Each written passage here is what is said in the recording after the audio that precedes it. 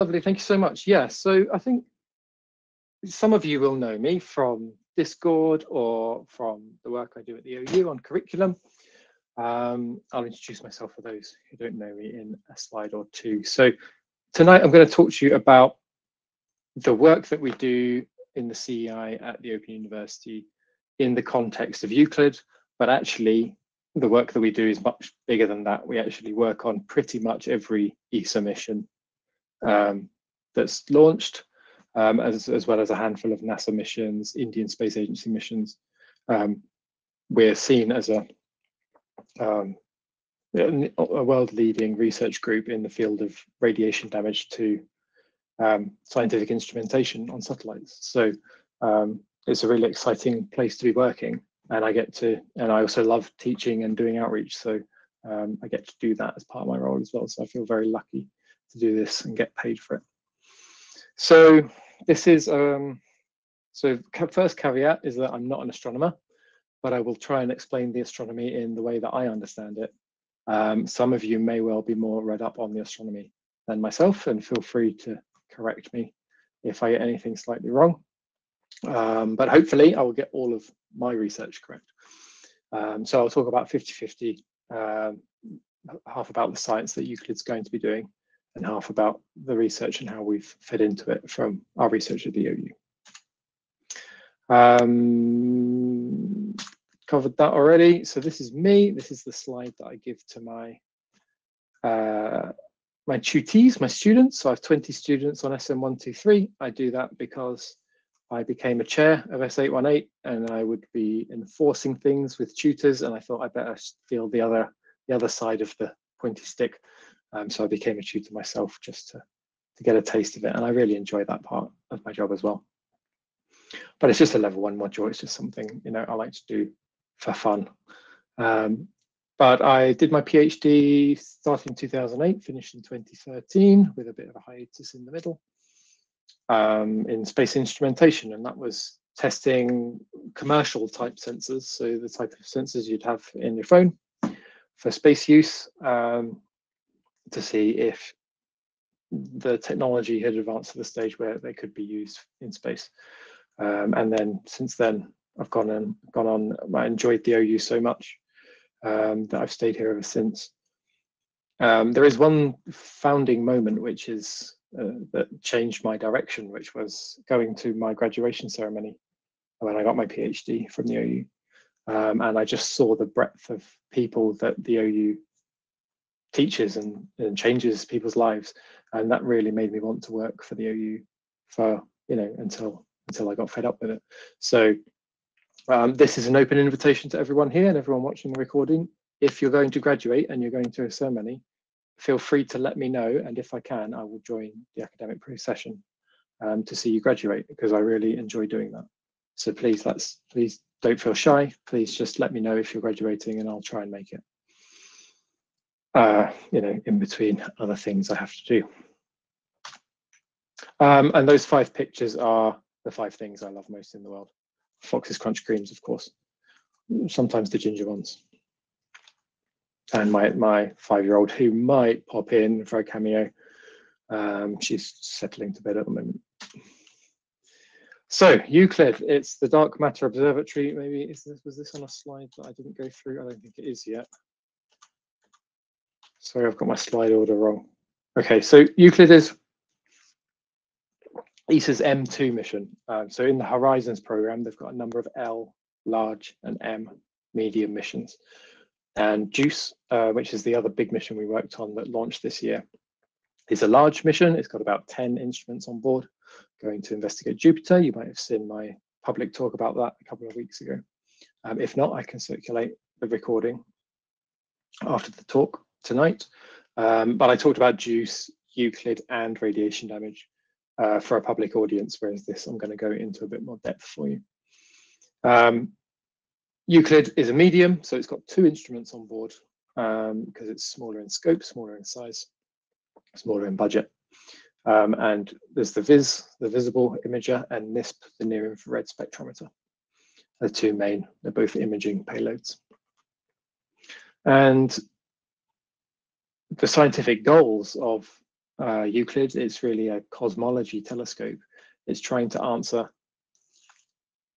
some of the questions that we have about the early formation of the universe and what our universe is made of. Kind of the most fundamental questions about astronomy and cosmology. So it's looking at the dark universe, and by that I mean dark matter and dark energy. So here on the right, you see a pie chart, and that pie chart, the 100% is all of the energy in the universe. And from our measurements that we've made and theories that we have, we think normal matter makes up about 5% of that universe, of the total energy in the universe. And the other 95%, about 25, is dark matter, and the remaining 70% is dark energy. Now, the problem is we don't know what this dark matter is really, and we don't know what this dark energy is really. So 95% of our universe, we don't know very much about. So Euclid's trying to tip the scales on that a little bit by finding out a bit more about these weird and wonderful things. So dark matter, which is, so it's like normal matter, except it doesn't interact with light. That's really the key difference, and that's why it's called dark. So it doesn't absorb or emit any light. So we can't observe it by using a normal telescope. But it does have mass. It is matter, it has mass.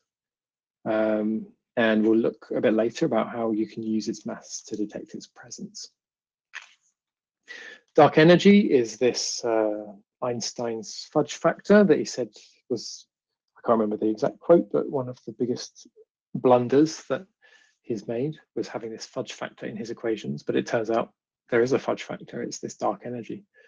And essentially, what you would expect if you had a Big Bang and you just had matter, you would expect them all to accelerate apart, and then gravity would pull the universe back together to a point.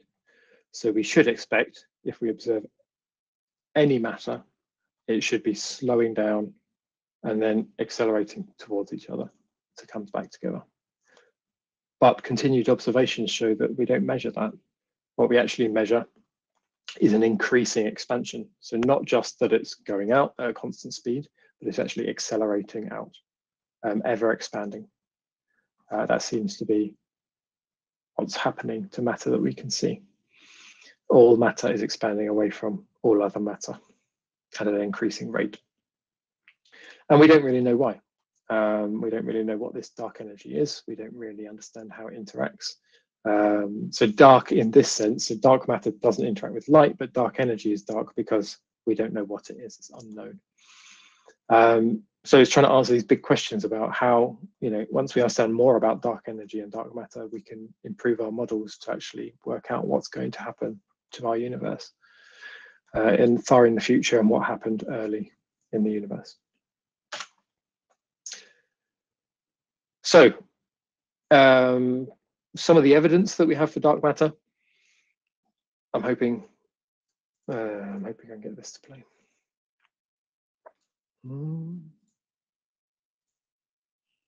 There we go. So we've got two models of galaxies here, and they're rotating by virtue of their mass. And on the left, the red, the pinky red, is dark matter, and the white dots are normal matter, the stars. And on the right, you've got a galaxy with no dark matter. So you've got this dark matter that's kind of sort of uniformly, it's very distributed throughout the galaxy on the left, and then on the right, there's no dark matter. And what we observe from the rotation of galaxies is more like what we see on the left here than on the right. Galaxies spin much faster than we would expect them to by virtue of the matter, the light, and therefore the stars. And as we kind of extrapolate from our solar system that the stars are 99+% of the mass of the galaxy.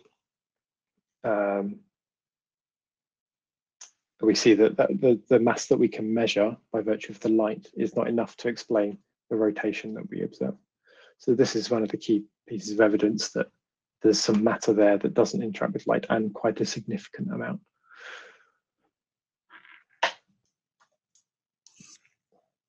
Now, the dark matter is not the only explanation for this. Some people have proposed that the theory of gravity is not correct, and there needs to be a correction on these large scales of galaxies.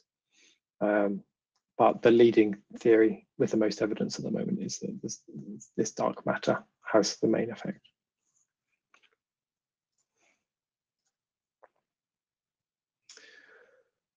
So that's what dark matter is, and what Euclid wants to measure is actually how the dark matter is distributed in the universe. So here is a really nice simulation. So this is kind of simulating the cooling of the universe over time.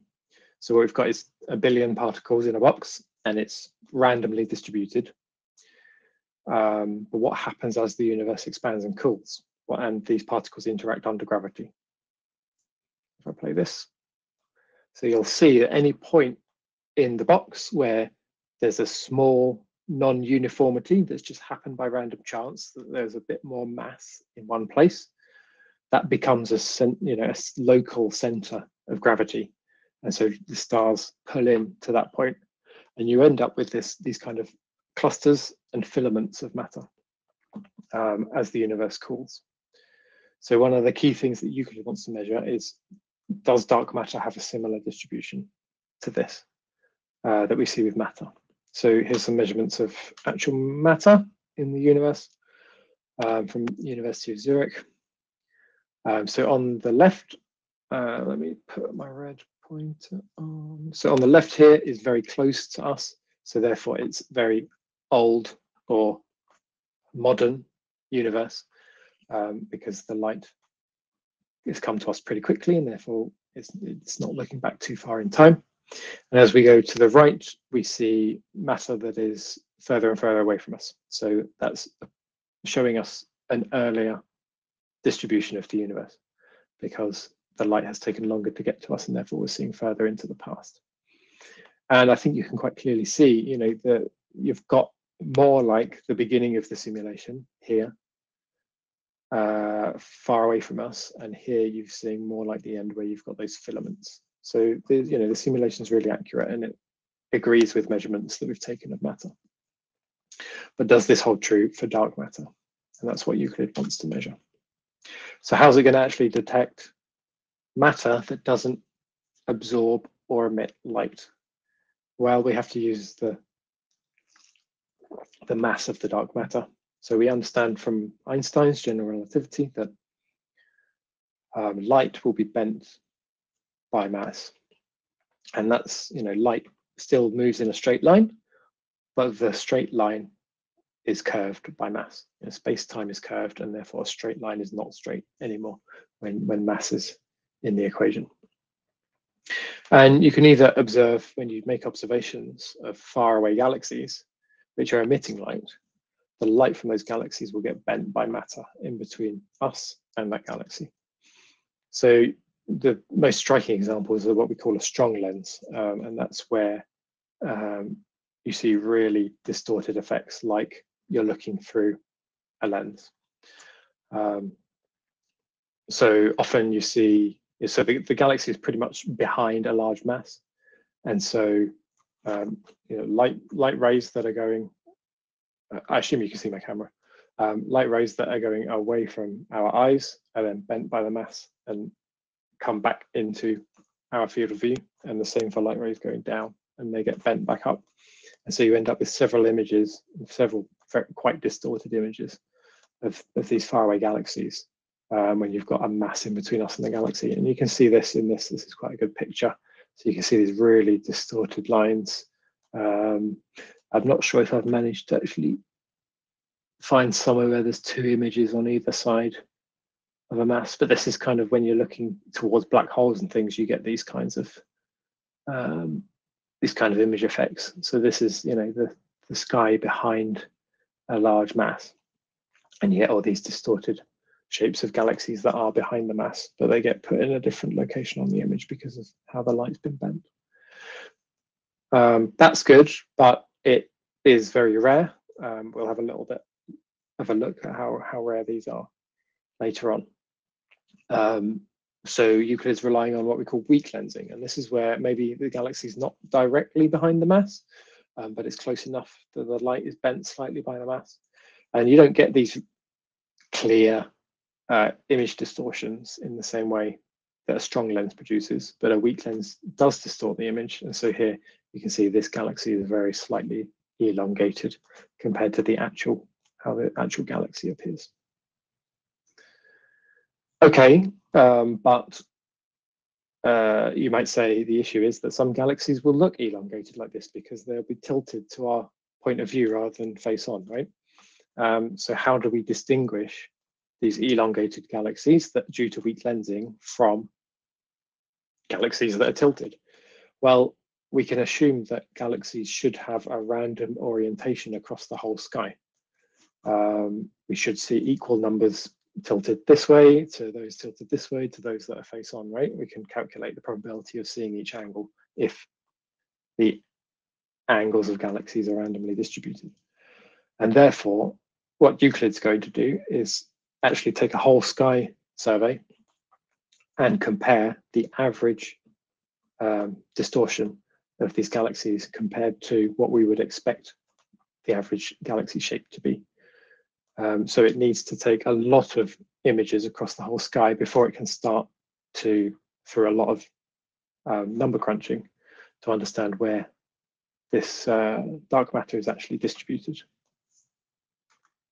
If that was maybe a bit too hard to follow, we've got a lovely little example that's good for public outreach. So if you imagined you had a number of coins, 5, 10 coins in a bowl of water. If you look through the water, sometimes you might see the coins as round, sometimes the water might bend the light a little bit and the coins will look a slightly different shape. But we know the coins are round, so we can understand how the turbulence is moving through the water by measuring these shapes. And this is the same thing. Dark matter will be bending these galaxies in the same way. And we know what the average galaxy should look like, so that we can start to build a picture of where there is more dark matter and we see more non-uniform galaxy shapes compared to other areas of the sky where there's less dark matter.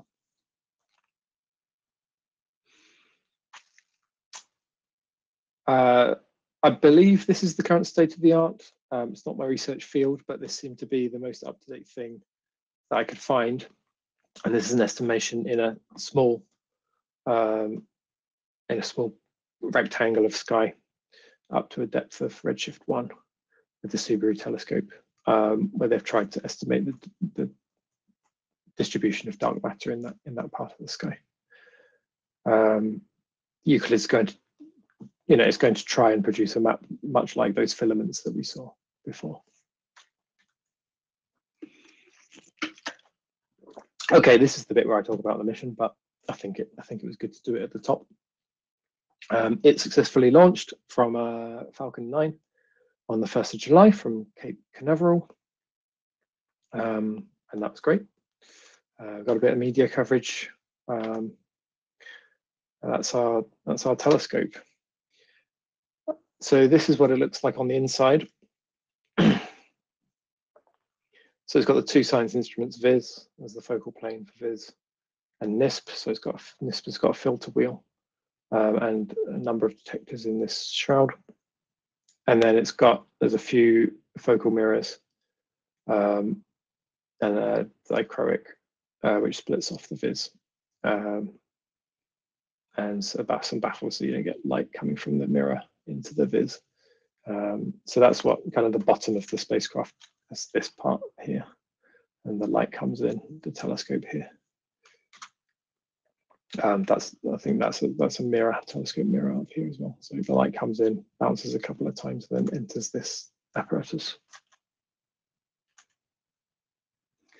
This is the instrument I know less about, that we didn't have involvement with, the near-infrared spectrometer. The detectors were supplied by Teledyne. So E2V, the company that my research group works with, were recently, well, maybe 5 years ago, acquired by Teledyne. So they're now Teledyne E2V. So actually the whole detector array was supplied by essentially the same company now. And Teledyne have really specialized in infrared detectors for a long time. There are filters here, and this is the instrument that's going to measure more of the redshift, so the rate at which the faraway galaxies are accelerating away from us, and that will help us to understand dark energy more. So really, this is more of the dark energy instrument, and VIS is more of the dark matter instrument.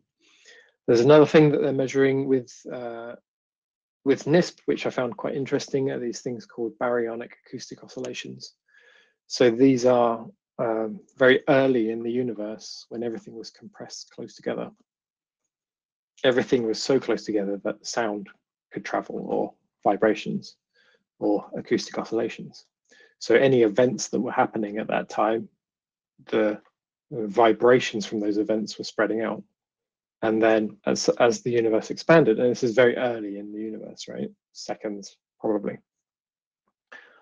And then very early in the universe, sound stopped, vibration stopped propagating because the baryonic particles got too far apart. They weren't close enough together to interact with each other and carry vibrations. And so what we can try and detect are these frozen in vibrations from the early universe. So that's another thing that NISP will be trying to measure. This is the one I've spent a lot of time with. It's the VIS instrument. It was led out of MSSL at UCL. It's got 36 CCDs. It is the second biggest camera in space after Gaia. Each CCD's got 4K by 4K pixels, so you're coming up over 500,000 pixels, whereas Gaia was something like 1 billion pixels. It generates 520 gigabits a day, which is fairly large. You get about 0.1 arc seconds on each pixel. And Teledyne E2V, formerly E2V, who are in Chelmsford in the UK, supplied the visible imaging sensors for this. And the OU and the CEI were responsible for radiation damage characterization, calibration, and correction for this instrument. So why would you need to do radiation damage calibration, correction, and on a camera that you put in space? So this is one of my favorite images. I show it often. It's an old image from, I think it's JPL, NASA, Jet Propulsion Lab. And they were simulating, I think it's from like the 40s or 50s.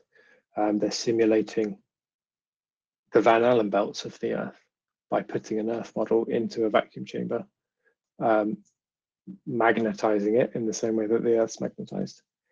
And then they blow, I believe it's electrons. They blow electrons onto it, and you see that these belts form. And these are what we call the Van Allen belts on Earth, and they contribute a significant dose to spaceships that are passing through. I say significant, the dose is quite high, but you're not there for very long because you're flying through them. What actually gets you is the constant solar wind from the sun. So the solar wind, the sun is constantly blowing out protons, electrons, and ionized particles, larger, what we call heavy ions. And it's only by virtue of the Earth's magnetic field that we're protected from being irradiated on the surface by these particles. So some of them populate the Van Allen belts, and where the Van Allen belts come in and touch the surface, that's where you get your aurorae. And that's why, you know, we've got life on Earth, because of our magnetic field that protects us from this radiation. Other planets are not so lucky. So on other planets, you would have to evolve life underneath the surface where you're shielded from this radiation if you didn't have a strong magnetic field. So once you get up in orbit, you're no longer shielded from this radiation, and the dose is probably lower than passing through the Van Allen belts, but you're there for years. So it builds up over time, And the damage in all of your spacecraft systems is accumulative often. And we have to understand and correct the effects of this radiation if we want to perform the best possible science for the longest possible time in space. So when I joined the group, started my PhD in 2008, there were maybe 3 or 4 of us. We've now grown to 25 plus researchers working on different space missions, working on different sensors, but all working on a common theme of radiation damage to these sensors. So I wanted to go into, maybe this is a bit more in-depth than a public talk, but I wanted to just, for those in the audience who are interested, and I hope most of you can keep up with what I'm talking about here. This bucket model at the top, those of you who have done S818 will be familiar with this. We use it to explain how a CCD works. So EUCLID uses CCDs. There are other sensors available. These are ones on your phone are generally called CMOS, active pixel sensors. CCDs are technology that we've used for the last 50 years on spacecraft, and they're very reliable and consistent in ways that CMOS APS are generally not. But CMOS APS have become, as technology has advanced, have become not a competitor, but a complementary technology. So some space missions, for example, JUICE is using a CMOS because it has to fly for 8 years in space in a radiation environment and then get to Jupiter, which itself is a very harsh radiation environment, and it still has to take good science quality images. So they opted to use the CMOS, and it's one of the first CMOSs that's being flown on a proper scientific instrument.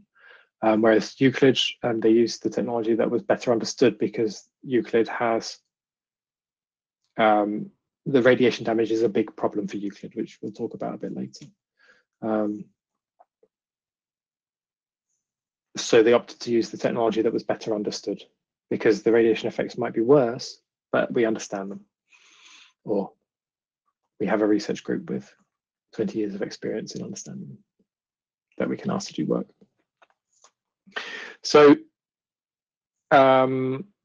generally what happens is your light comes in, and so this model helps you think about it by, you imagine that there's buckets on conveyor belts. So your conveyor belts are your columns of pixels. And then at the bottom, you have one last conveyor belt, which is a row of pixels. And what happens is your rain falls, your photons fall. They go in the buckets, they're your pixels. And then you shuffle the bucket full of water to the measuring jug where you measure how much water has fallen. This is the main difference between CMOS and CCD. So CMOS has a measuring jug in each pixel, whereas CCDs has one measuring jug, and you have to shuffle the jugs to the measuring cylinder. What that actually looks like in real life is more like the bottom image here. So what happens is the photon hits the silicon, generates an electron-hole pair. It's Einstein's photoelectric effect. The hole you don't care about. The electron we trap by applying voltages to gates above the silicon.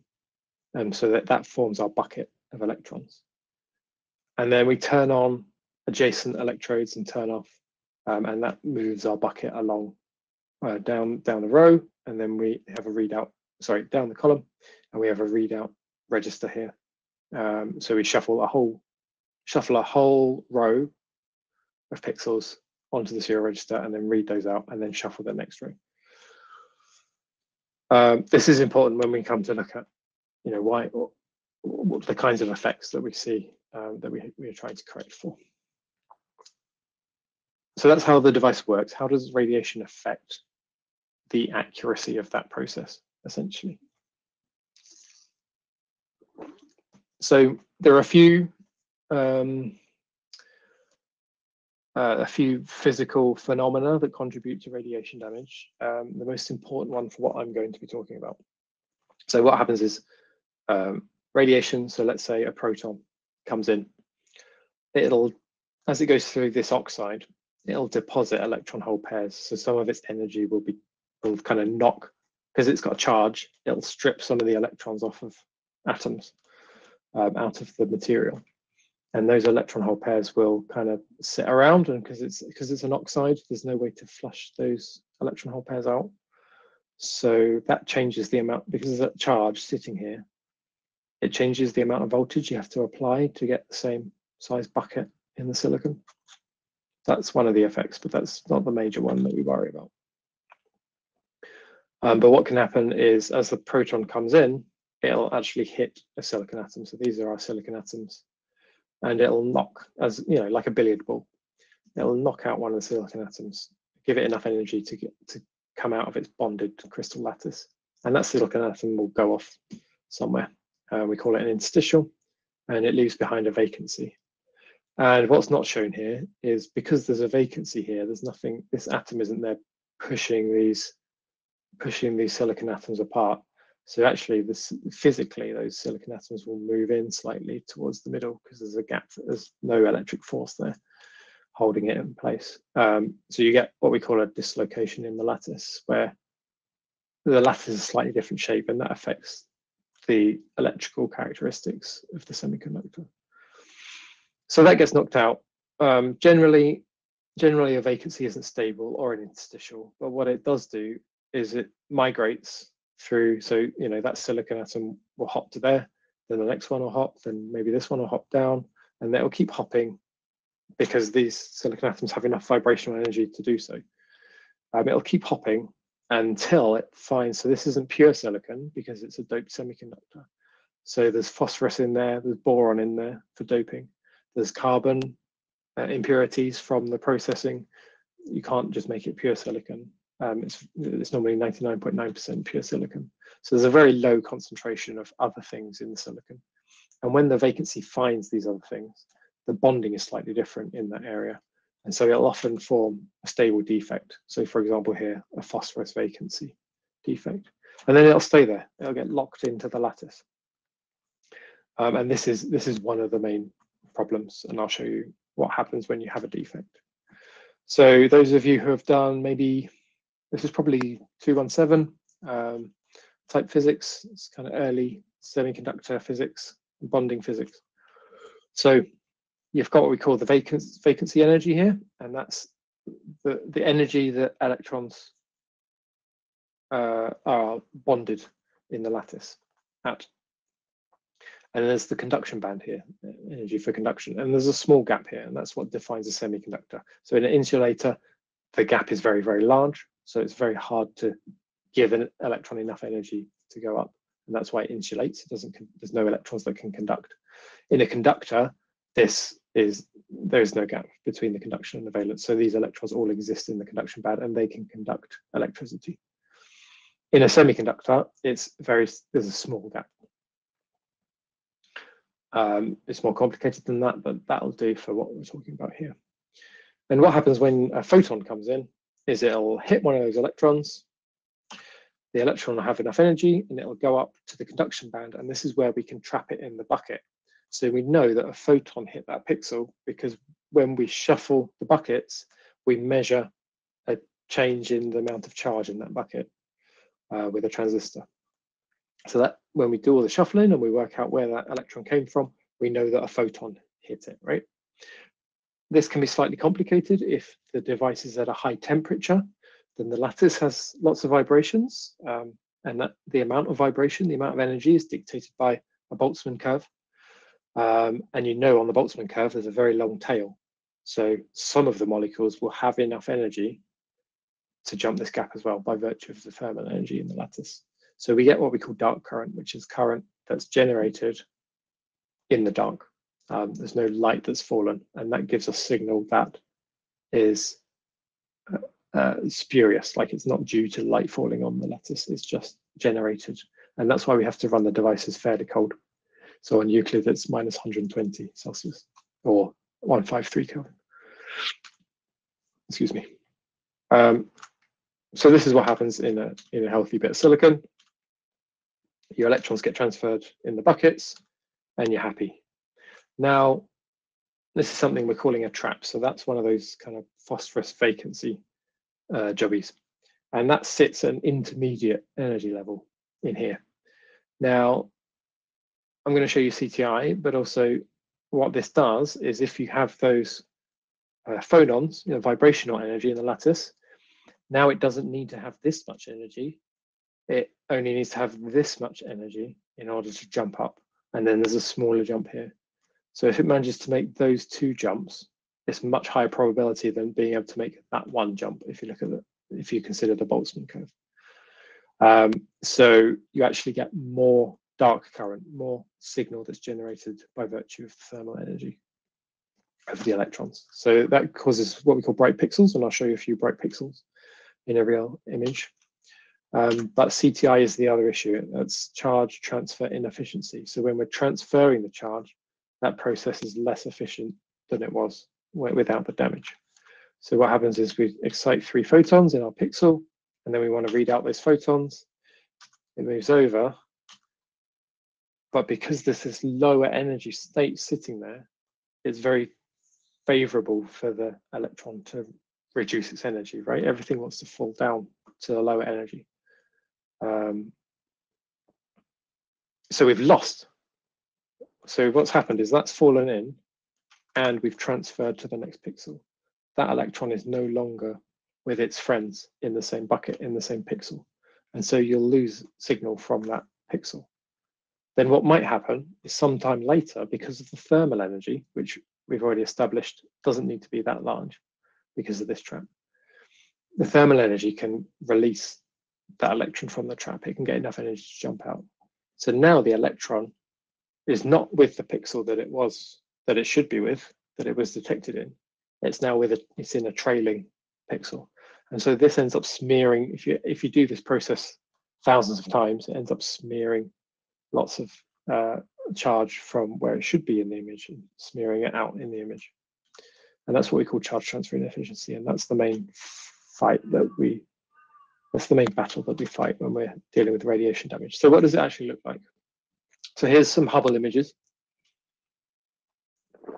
On the left is a raw Hubble image of a star field. That's what it looks like after 3 or 4 years of radiation damage. And it's only through statistical understanding of how much smearing would be there after X number of years that we correct it back to what's going on the right. And that's essentially the entirety of my research, is understanding these kinds of effects and how to best make devices that are less susceptible to this, but also how we advise the scientists to correct their images and how much damage they should be expecting. So normally we say that space missions last about 5 years in space, and that's not because of fuel or coolant or resources. It's actually because after 5 or 6 years, you can no longer do the science to the same level that you were trying to achieve at the start. And so it's kind of worthless to go on because you've already done the good science, and the science that you're getting now is nowhere near the quality of the science you were getting at the beginning of the mission because of radiation damage. And that is the main, for scientific instruments, that's one of the main issues in terms of mission lifetime. Otherwise, they would stay up forever. Hubble was very fortunate because they flew astronauts up there who replaced the cameras twice, I believe. So they got fresh cameras in to continue taking amazing images for decades. Now, the big issue with Euclid is that this smearing looks an awful lot. If you image a galaxy and you get this smearing, it's very hard to tell what the shape changes due to weak lensing and what the shape changes due to CTI and radiation damage. So that's why on Euclid, this was really important to do the best work, the most in-depth work that we've ever done in order to correct this. In fact, the smearing due to radiation damage is about 100 to 1,000 times larger than the effect due to weak lensing. So we really have to correct this to as close to perfect as possible so that we can start to try and measure the effects of weak lensing. So that's CTI. That's what CTI looks like. I threw this in. This is what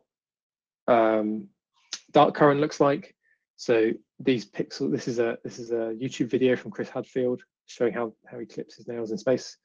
And that's all very interesting, but down here's the real show. There's a couple of bright pixels from proton damage to the camcorder that he's using to film this. And you can see three very clear bright pixels. So there would have been some damage where, because of the thermal energy of the lattice, these electrons are getting excited where there's not so much light. And you can go and look at any of these ISS videos, and you'll see when the areas of the image are dark, you'll see these bright pixels appear. That's just, and of course those particles are hitting him. You know, astronauts, when they close their eyes, they see flashes of light from particles passing through the fluid in their eyes and generating charge. That's very similar to what's happening here.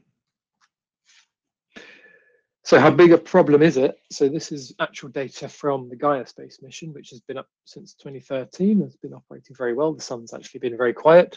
So it was anticipated to run for about 5 years,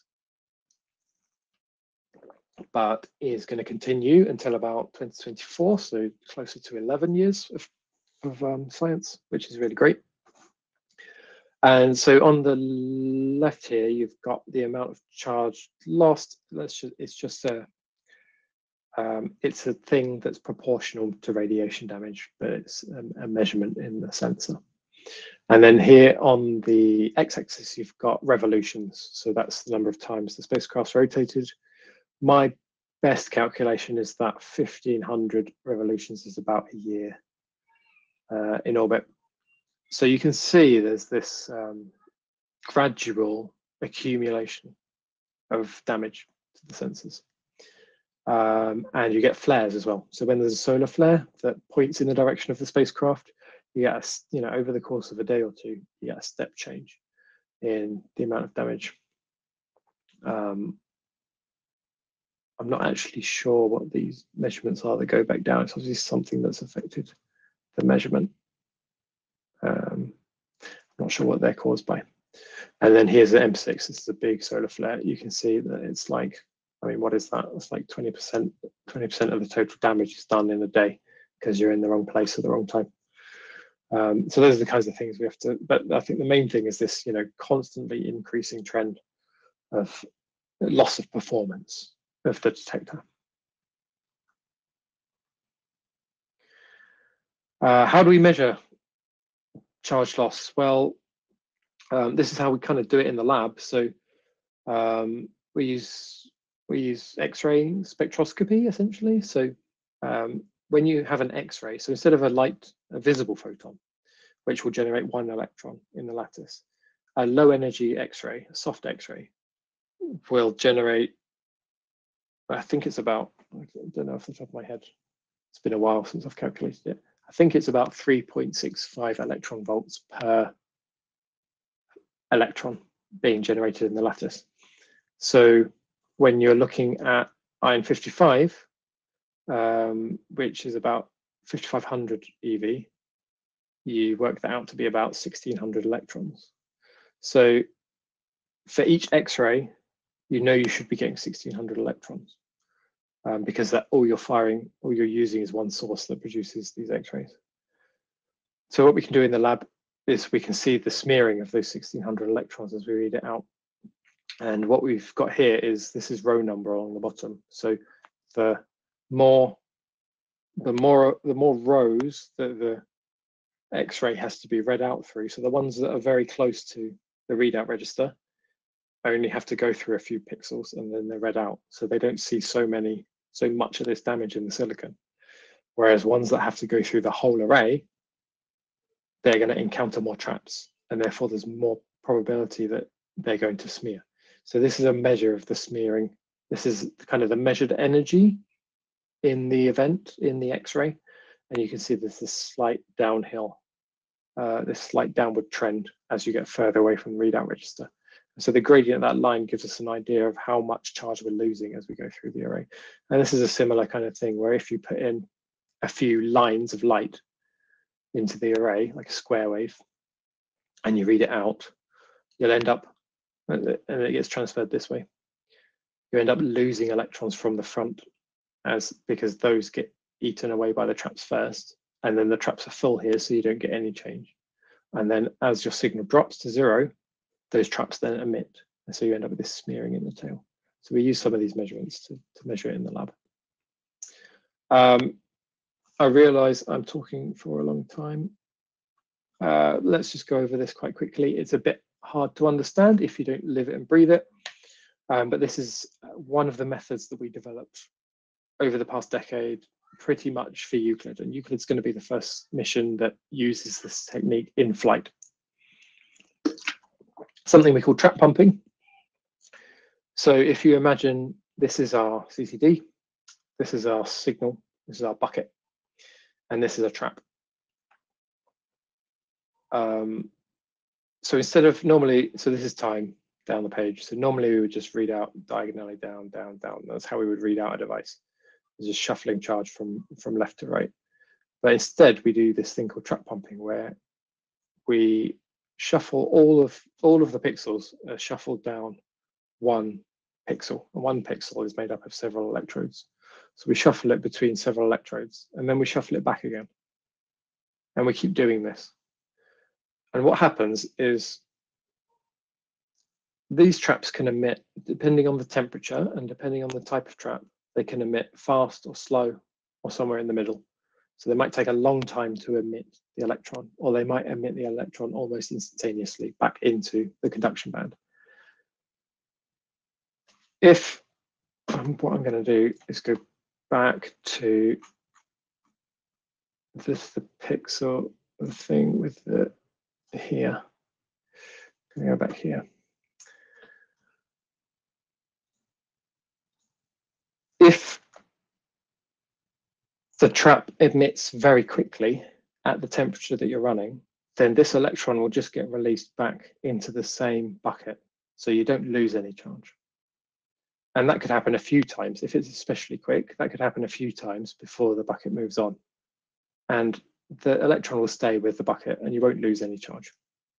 If this is a very slow trap, this bucket will have moved many, many, many pixels, many hundreds of pixels before this emits.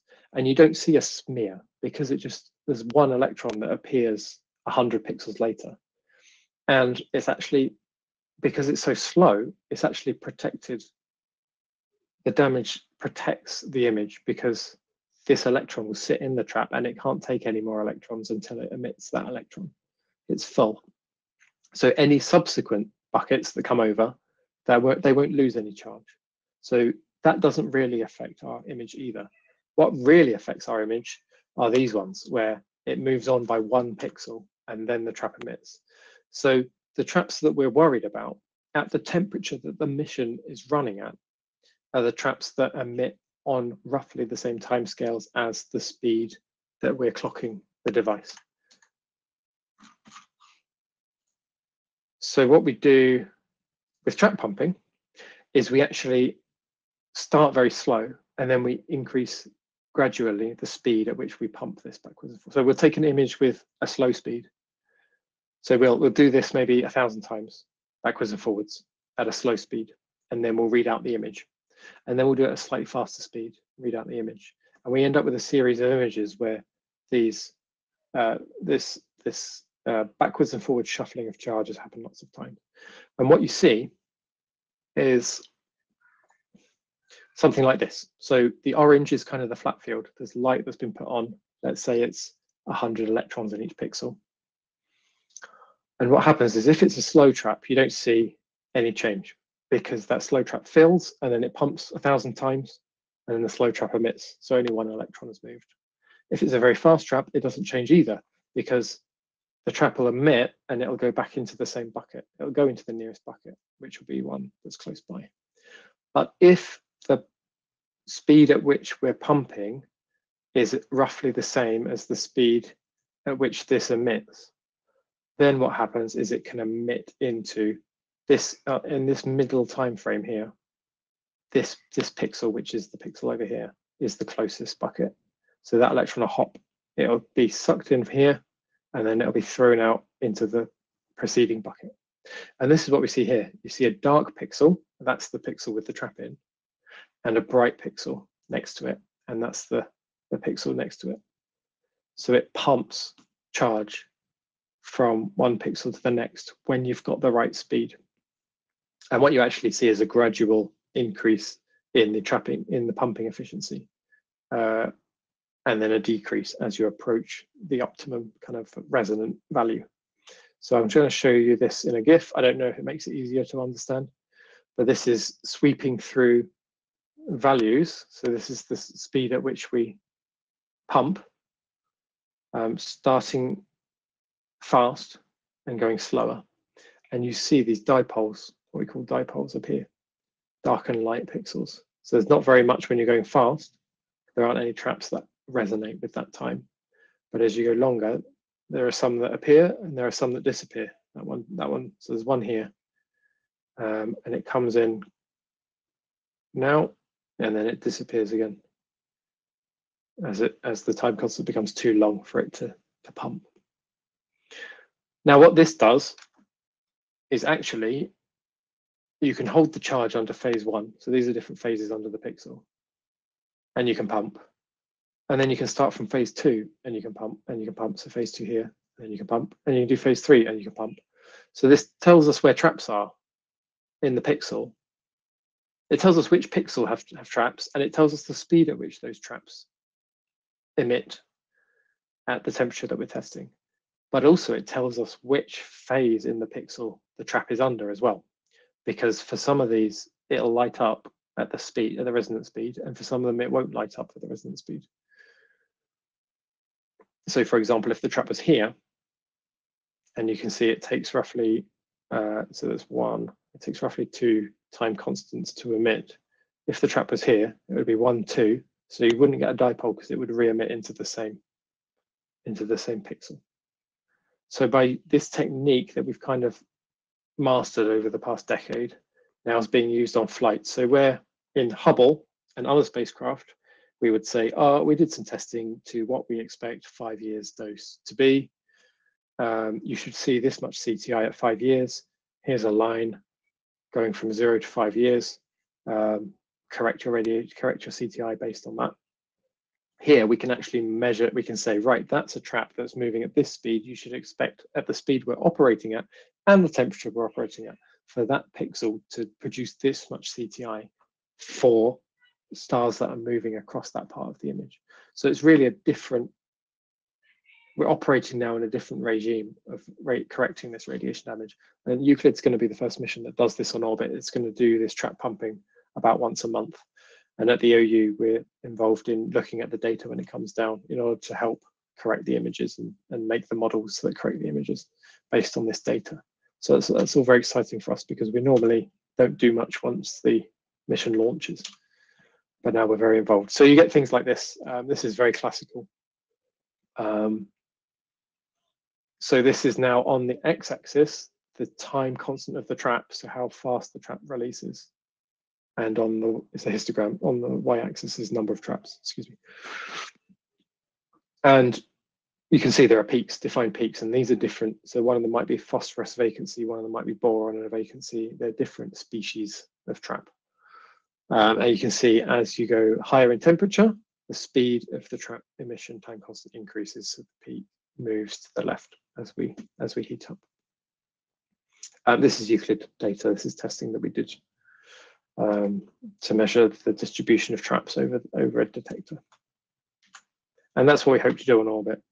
And yeah, if you take the locations of these 3 peaks, these are the 3. This is now temperature against the time constant. So we're plotting now the temperature against the peak of these lines. You end up with points that follow theoretical emission time constants for these traps. So that's a really nice bit of validation for work that we did. And there's lots of very interesting science that's come out of comparing our measurements with what theory should be. So for example, you find that when you measure these lines with temperature, you would expect what we see is lots of spread around this line, right? So you see a spread. And what we would expect is that, if you measured a point here, it might be up here next time, and it might be down here next time, and then it might be up here, it might be up here, it might be down here as you follow this curve, but because of noise on the measurement. But what we actually see is that they actually follow the line really well, but they're distributed. So it's not noise on the measurement, that's the actual physical characteristic of the trap.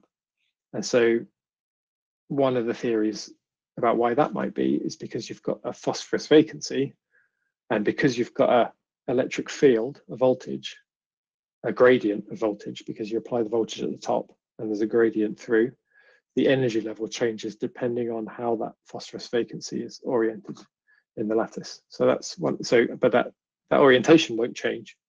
So the energy is always slightly higher than the average, or slightly lower than the average. For example, that's one of our kind of working theories on why you see these beautiful lines. So that's everyone can take a breather if you are getting a bit lost there in the deep depths of the research that we do. This is some pretty pictures of how we actually do it.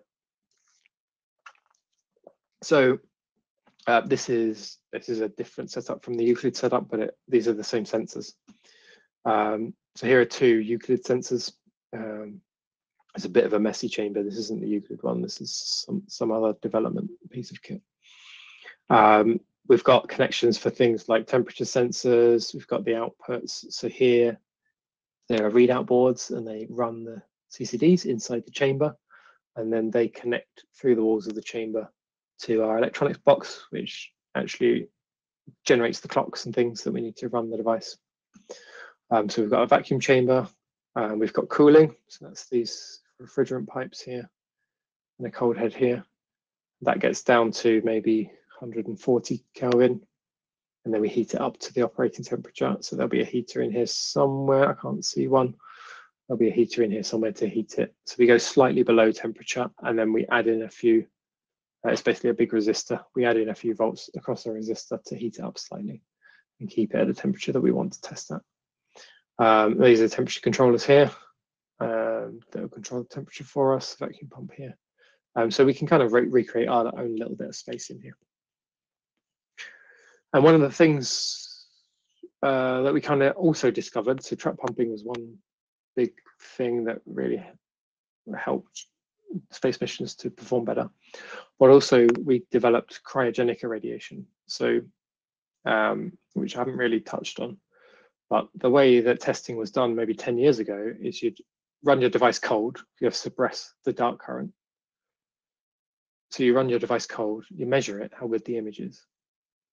And then you'd warm it up, and you'd take your little device to a beamline, hit it with protons, and you'd bring it back to the lab, and you'd measure how the CTI changed. You cool it back down, measure how the CTI changed. But we've done lots of testing now with these traps. And when you trap pump a device that is irradiated warm and then brought back to the lab and cooled, you get a very different trap landscape from when you keep the device cold from the point of irradiation until you measure it. Because if you have, say, a phosphorus vacancy, there's thermal energy there in the lattice, and the thermal energy might be enough to break the phosphorus vacancy bond at room temperature. But at cryogenic temperature, that might be a stable bond. And so when you do the trap pumping, you actually see lots of different traps. So at a warm temperature, you see very distinct peaks. So there are only a few trap species that have enough bond energy to not break due to the thermal energy at room temperature. But when you're down at, say, 153 Kelvin, a lot more weaker traps can form, and they can be stable at that temperature. So you end up with a completely different trap landscape. So that's really informed the operating conditions for the Euclid space mission. Over the past decade, we've gained more understanding of how at a cold temperature those traps lock in, and they produce different radiation effects.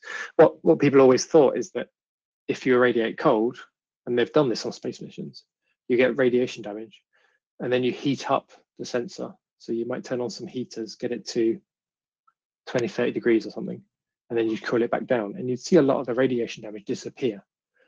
But we've kind of produced evidence that the damage doesn't disappear, it just moves into these really stable peaks. And if you're operating at a speed that resonates with one of those peaks, you're better off keeping it cold, because those things won't shift into the peak, they'll stay spread out. Whereas if you are optimized for an area where there's no peak at room temperature, heating it up makes a good deal of sense, because those weaker bonds will break and they'll form more stable traps. And then when you cool it down again, you're left with less traps in your operating regime. So that's something that we worked on as well, and a lot of the infrastructure of irradiating cold. So here's the famous indie band cover picture. This is us. This is I think my phone characterized pictures from this day as Friday Night in Didcot, which again is probably the name of my first indie album. This is our kit here. So there's a big trolley, and it's got 2 big caravan batteries on, and those caravan batteries power the cryogenic cooler and the vacuum pump for about 2 hours, which is enough for us to go to Didcot in the back of a van and keep the whole cryogenic setup running in the back of a van while we get it back to the OU to do our measurements. So we take it here, we cool it down, and then we hit it with protons. So that this is a proton beam line. The protons, there's a cyclotron out past some lead-lined walls, and this is one of the outputs for the beam line. So these are protons coming down the line, and we can attach our chamber cold. We pump down our chamber, we cool it, and then we can open this. There's a valve here. Sorry, they open and connect our chamber. They pump down, and then we can open this. There's a valve there that opens our chamber to their chamber, and we get protons. We irradiate our device, we shut the gate valve, and then we're autonomous.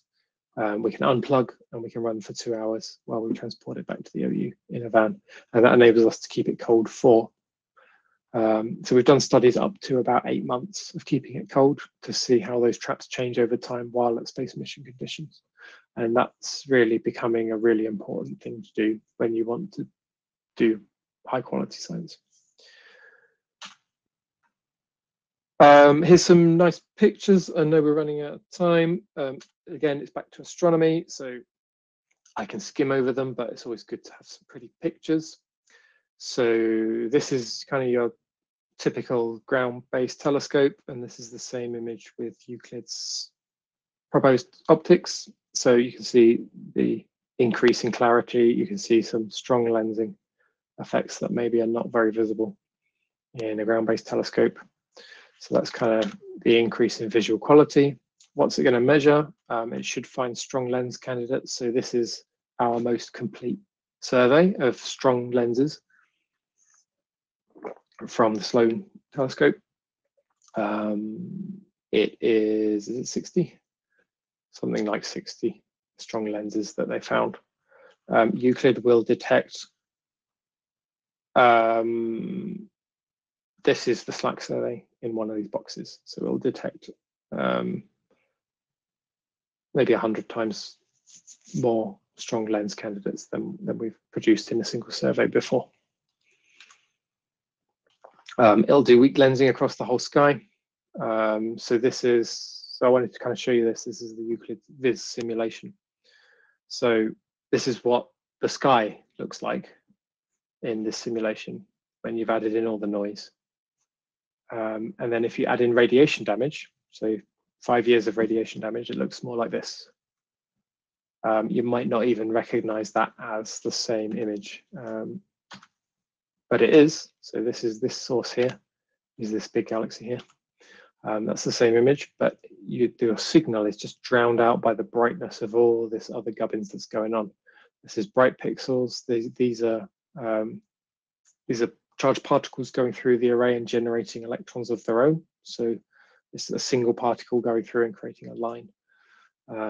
This is an issue with Euclid because it takes 900-second images or something.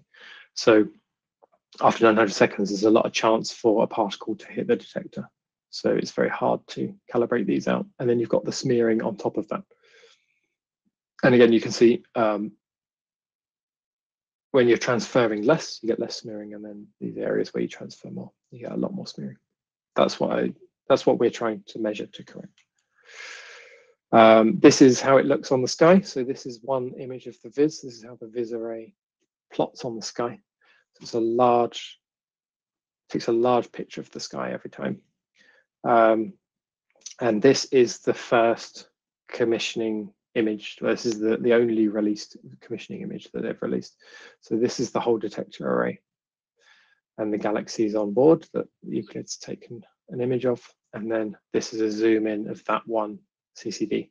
So the CCD has 4 outputs. That's why there's 4 quadrants. And you can start to now appreciate the vast amount of data that's in even just one image the spacecraft's going to produce.